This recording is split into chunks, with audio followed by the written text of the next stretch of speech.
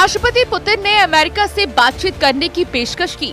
सूत्रों और कुछ मीडिया हाउस के हवाले से खबर है कि पुतिन यूक्रेन के साथ जारी जंग के बीच अमेरिका से बात करने को तैयार हो गए हैं, लेकिन अभी सिर्फ खबर है, कुछ पुख्ता नहीं है।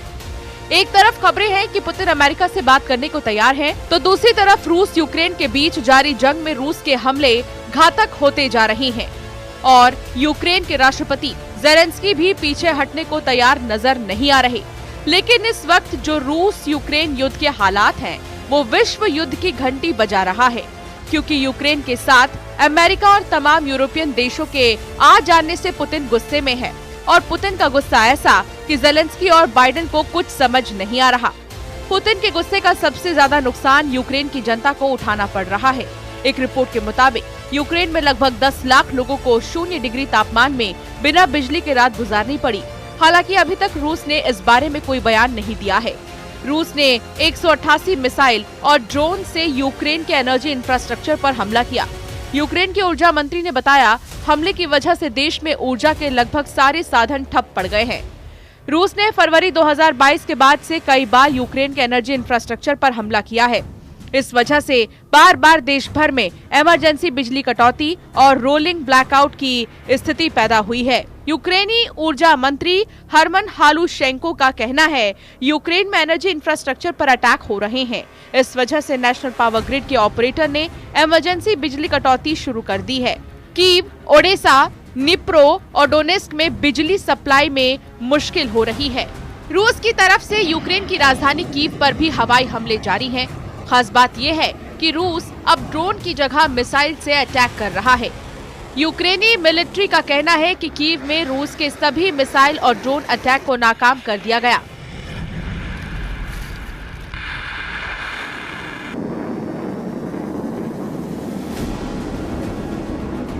रूसी कमांडरों और रक्षा मंत्री के बीच मौजूद 72 साल के राष्ट्रपति पुतिन इस वक्त वो जंगी फैसले ले रहे हैं जो न सिर्फ यूक्रेन जंग का फैसला करेगी, बल्कि दुनिया को ऐसे परमाणु युद्ध में झोंक सकती है जिसकी कल्पना शायद यूक्रेन और अमेरिका ने भी नहीं की होगी। रूस के खिलाफ अमेरिका, ब्रिटेन और फ्रांस मिलकर अब तक लंबी दूरी की मिसाइलों से यूक्रेनी सेना के द्वारा हमला करवा चुके हैं। मौजूदा अमेरिकी राष्ट्रपति बाइडेन रूस पर धड़ाधड़ हमले करवा रहे हैं, जबकि 20 जनवरी 2025 को अमेरिका के 47वें राष्ट्रपति की शपथ लेने वाले डोनाल्ड ट्रंप इस वक्त कुछ नहीं कर पा रहे हैं। ऐसे हालात में पुतिन ने आखिरी जंग से यूक्रेन युद्ध का फैसला करने का एटमी फैसला लिया है।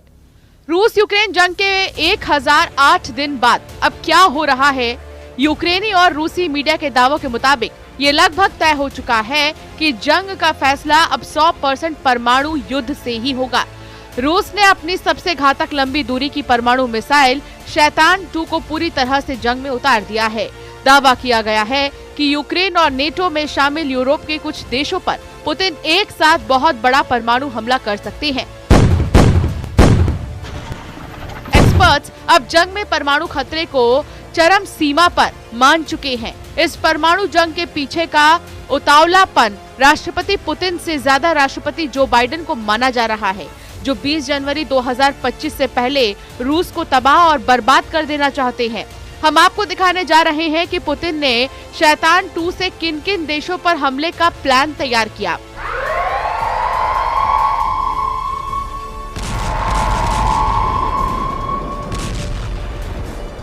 और इस वक्त रूस के एटमी हमले को लेकर यूक्रेन और नेटो देशों में क्या खलबली मची हुई है।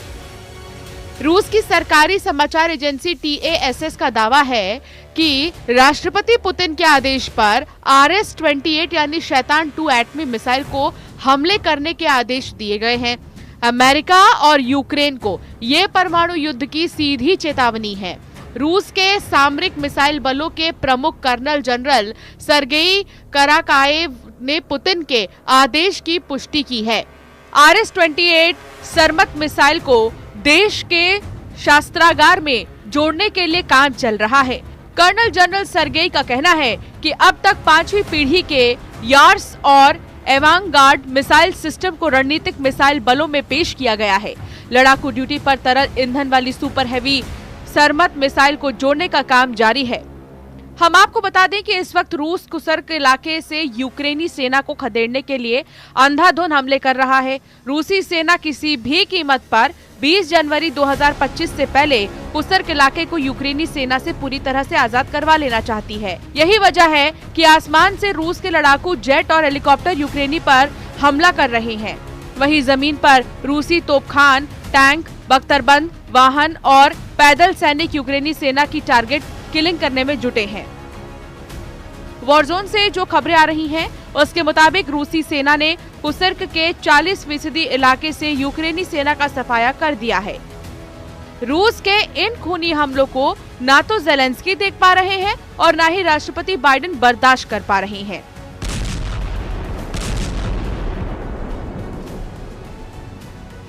यही वजह है कि अब यूक्रेन सेना के साथ साथ नेटो की सेना ने भी यूक्रेन की जमीन से रूस के खिलाफ मोर्चा खोल दिया है। नेटो देश फ्रांस के 2000 सैनिक जंग के मैदान में पहुंच चुके हैं। वहीं अमेरिका, ब्रिटेन के घातक हथियार और टॉप कमांडर रूसी सेना को हराने के लिए यूक्रेन में सीक्रेट ऑपरेशन शुरू कर चुके हैं।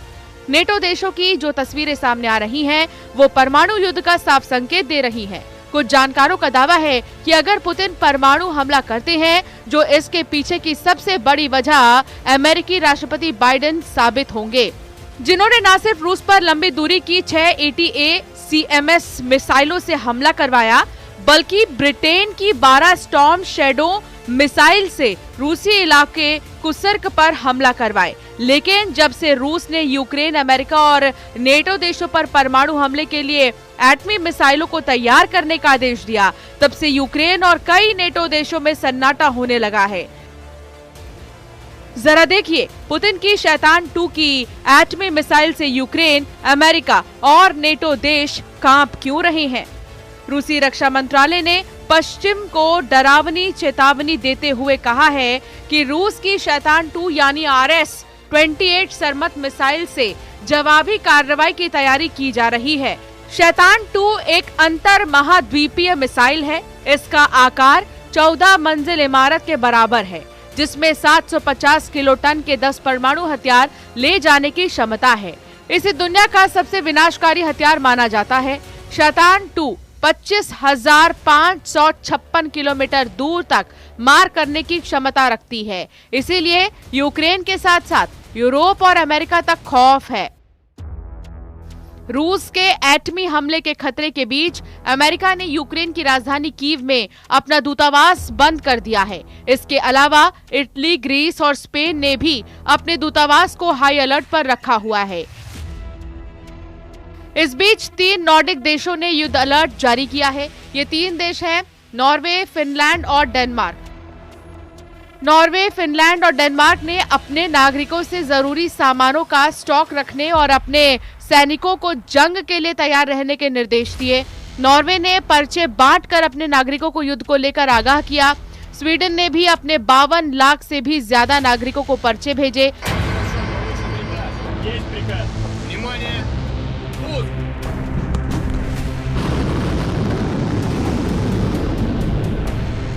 नॉर्वे ने परमाणु युद्ध के दौरान विकिरण से बचाने के लिए इस्तेमाल की जाने वाली आयोडीन की गोलियां रखने के निर्देश दिए हैं और फिनलैंड ने सूखा खाना, पानी, दवाइयां जमा करने के सख्त निर्देश दिए हैं। कुल मिलाकर 108 दिन से चल रही जंग अब भीषण परमाणु जंग में बदलने जा रही है। अगर पुतिन ने शैतान 2 एटमी मिसाइल से हमला कर दिया तो ये तय मानिए, फिर इस युद्ध को कोई रोक नहीं पाएगा। ये खूनी युद्ध तभी रुकेगा जब सभी देश एटमी जंग में तबाह हो जाएंगे।